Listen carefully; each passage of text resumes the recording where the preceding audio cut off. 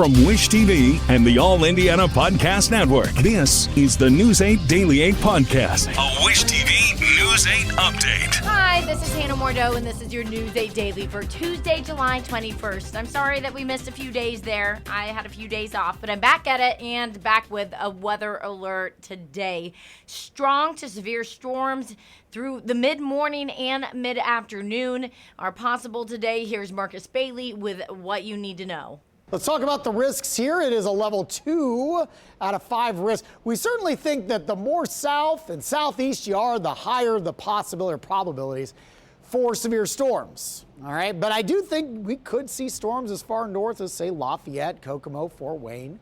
Indy's right in the middle here, and then we think things start to really ramp up down to the south and east. So we haven't seen a lot of action as of yet. Live and local view of Storm Tracker. It's a clean sweep locally. Probably have a few more hours before we have anything to worry about here. But I am going to be watching this area right here. This is where we're starting to see some development, and we'll likely see some of these storms starting to fire and maybe spread out, branch out a little bit, sliding down to the south and east. Let's walk you through the timetable here. High resolution Storm Track 8 futurecast. So this will update hourly here. We'll use this a lot this morning. This is through 6 o'clock, and you're starting to see some development up north along this cold front. And by around 9 o'clock, now you're starting to see a little bit more action. By lunchtime, we think we really start to see things pop here. All right, this is at noon, and you're seeing some new development here, and then things really start going by the early afternoon. This is when things can get nasty. 1, 2, 3 o'clock, southeastern Indiana, and then those will start to slide down to the south and east, and likely south of the Ohio River by around 4 or 5 o'clock. Then we're done.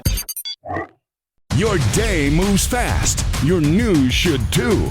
That's why there's a new and improved Wish TV app, bringing you more local news, breaking alerts, live streaming, weather forecast, radar, and Indiana sports, all in one place. Customize your news feed to see the stories that matter most to you and get the information you need when you need it. Download the new and improved Wish TV app today on iOS or Android and take News 8 with you everywhere. Insurance isn't one size fits all. That's why customers have enjoyed Progressive's Name Your Price tool for years now. With the Name Your Price tool, you tell them what you want to pay, and they'll show you options that fit your budget. So whether you're picking out your first policy or just looking for something that works better for you and your family, they make it easy to see your options. Visit Progressive.com. Find a rate that works for you with the Name Your Price tool. Progressive Casualty Insurance Company and Affiliates. Price and coverage match limited by state law. The wheel tax plan in Greenwood to help pay for roads is now headed to the mayor's desk. The Greenwood Common Council voted unanimously to approve the measure last night. Officials say the tax will cost drivers $25 a year and $40 for larger vehicles. City leaders say the tax is needed to secure $1.5 million in state grant funding for road projects. The council president says that pressure from the state is a big reason for the tax. It's good for the community, and as you heard several people say, we feel like we're being forced into this by the state because the state has said that in the law they passed that if municipalities don't have a wheel tax, they don't qualify for the matching crossing grants. The mayor is expected to sign the measure in the coming days. If approved, it will take effect next year. The Zionsville Plan Commission has approved a development plan for a new gas station on the town's north side, despite reservations from people who live nearby. The commission voted 5-1 in favor of plans for a friendly market convenience store and gas station. It will be near Holiday Farms and US 421. Some people at last night's meeting raised concerns about increased traffic and noise and lower property values and a negative impact on the environment. I was told before this from one of the members that this was actually, and I quote, completely ceremonial, and this meeting was to give the illusion that the townspeople had a say in what happened in their community. That hundreds of people did not know it was only ceremonial and that we really didn't have a say. The real estate development company in charge of the project says they hope the gas station will be built by the end of this year. A Marion County court is considering a class action lawsuit tied to a case that Indiana's I-Team has followed since 2024. Lawyers say that they hope to end civil forfeitures at the Indianapolis FedEx hub. That's when law enforcement officers seize cash they think is part of a crime. This comes after jewelry business owners from California sued to get back more than $42,000 taken from a package at the Indianapolis airport. Police seized the money from a package after a drug dog flagged it. No drugs were found, but prosecutors say the money had been part of a crime. The cash, though, was later returned to the business owners. Attorneys say they're now fighting to end the practice of civil forfeiture. They say Indiana's already raked in $1 million from seized parcels. A former Brownsburg daycare director will spend the next 6 months behind bars after admitting she failed to report suspected child abuse. Kara Kenny with Indiana's I-Team went to Hendricks County for the sentencing. She explains what prosecutors hope people will take away from this case. Jennifer Lingbeck worked as the director at Main Street University for Kids, a former child care center in Brownsburg. I do not offer excuses.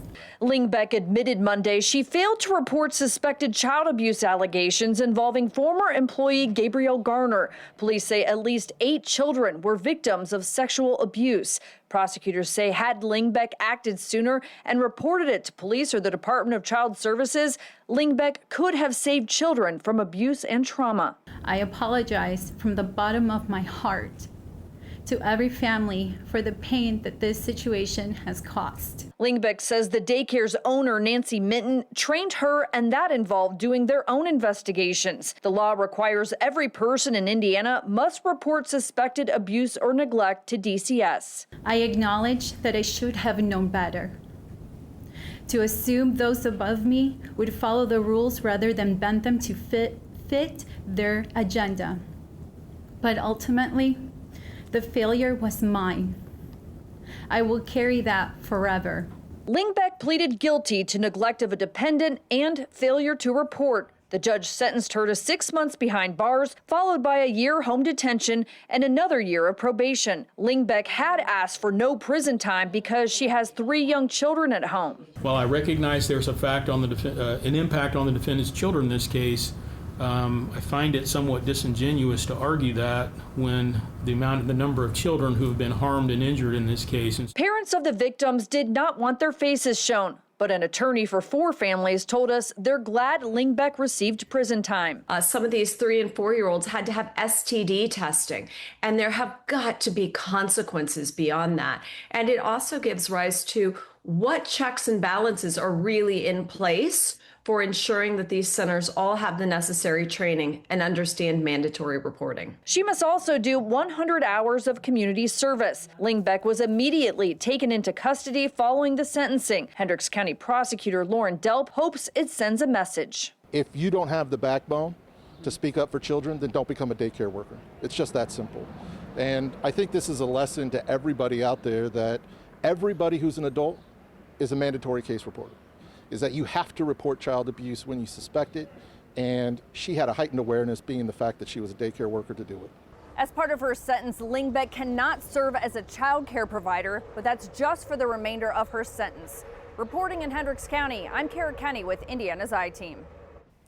New this morning, a Republican primary challenger has dropped his push for a recount. That's according to our reporting partners at the Indiana Capitol Chronicle. Darren Vogt has a 14-vote margin between State Senator Liz Brown, with Brown in the lead. He submitted a petition yesterday to the State Recount Commission to dismiss the recount request that he filed back in May. The commission was set to take up that State Board of Accounts review of voting materials today.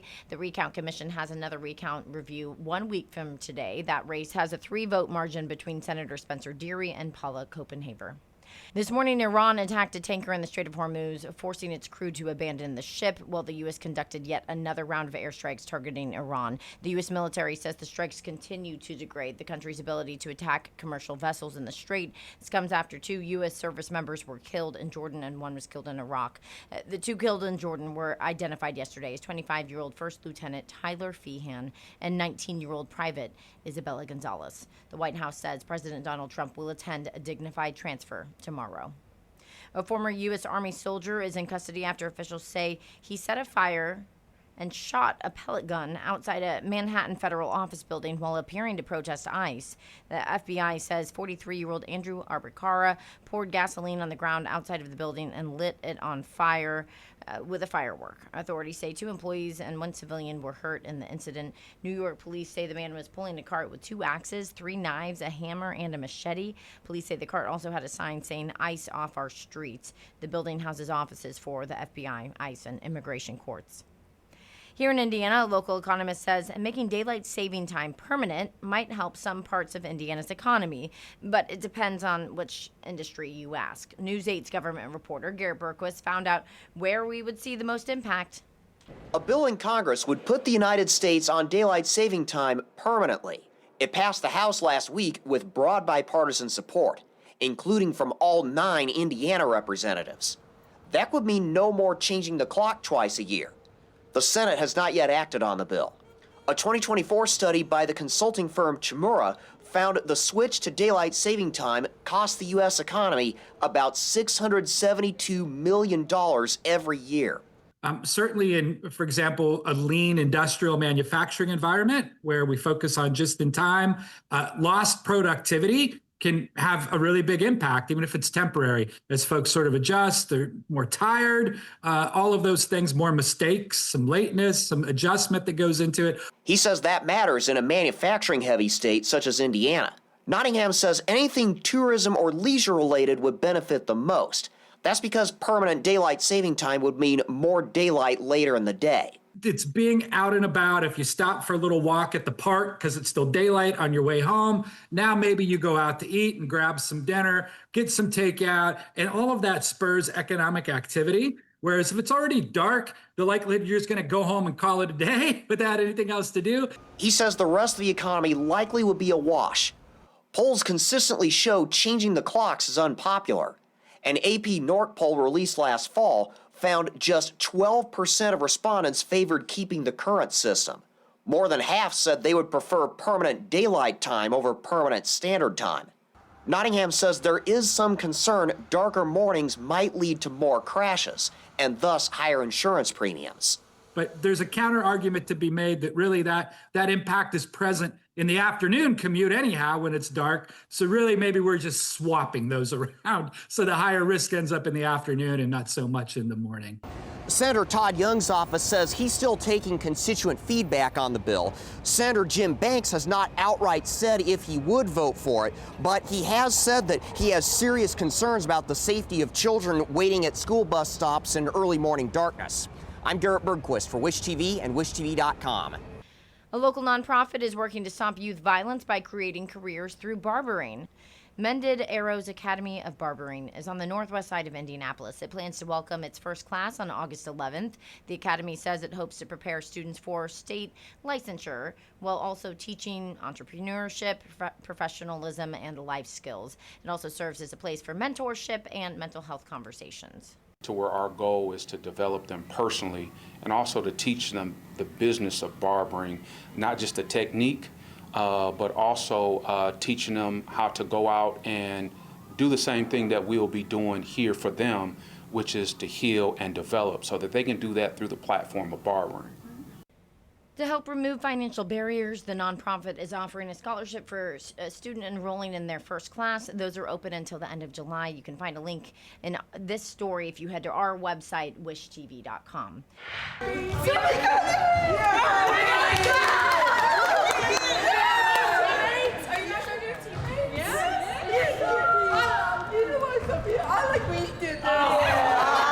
Five players with the Hendricks County Special Olympics basketball team got to sign one-day contracts with the Fever yesterday. They got to meet players, staff, coaches too, before officially signing on the dotted line to be Fever players for the day. Caitlin Clark was all smiles after her historic weekend, but she was focused on her fellow All-Star teammate, Kelsey Mitchell. Mitchell scored a season-high 33 points in Saturday's win and has scored at least 20 points in her last 10 games. I feel like she's just somebody that puts her head down and works. And, she was in this league for a while and probably never really got a lot of that. And, it's just kind of her nature, just to continue to work, put her head down, keep grinding it now. She's able to play the best basketball of her career and do it in front of a lot of people. Fever's next game against the Sun tips off tomorrow, 8 p.m. at home. This is the last game for the Fever before they have a break for the All-Star matchup. Happening today, Indy 500 winner and four-time IndyCar champion Alex Palou will be signing autographs and taking pictures with fans at the grand opening of the DHL Service Point store on Georgetown Road. Organizers say the event is free and there will be giveaways, refreshments, and ice cream. It's from 4 to 5, but organizers say you should get there early because it's a limited time appearance. Happening today, the Indy Short Film Festival is back. The festival features indoor, outdoor, and virtual screenings of more than 260 films, featuring 37 world premieres and 31 U.S. premieres. The screenings will be at the Indy Art Center, Living Room Theaters, and Newfields. The festival runs until Sunday. Tickets start at just $13. This has been your News 8 Daily from Wish TV. I'm Hannah Mordeau. Watch us on Wish TV and wishtv.com.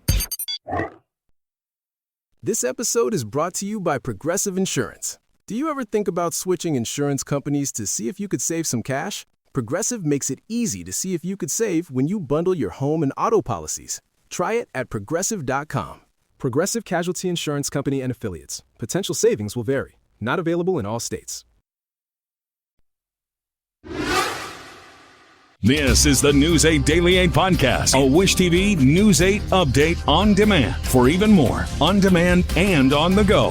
Connect with Wish TV on Facebook at wishtv.com and on the free Wish TV mobile app. Thank you for listening. And be sure to like, subscribe, and follow this podcast for updates every weekday morning on the All Indiana Podcast Network and wherever you get your podcast.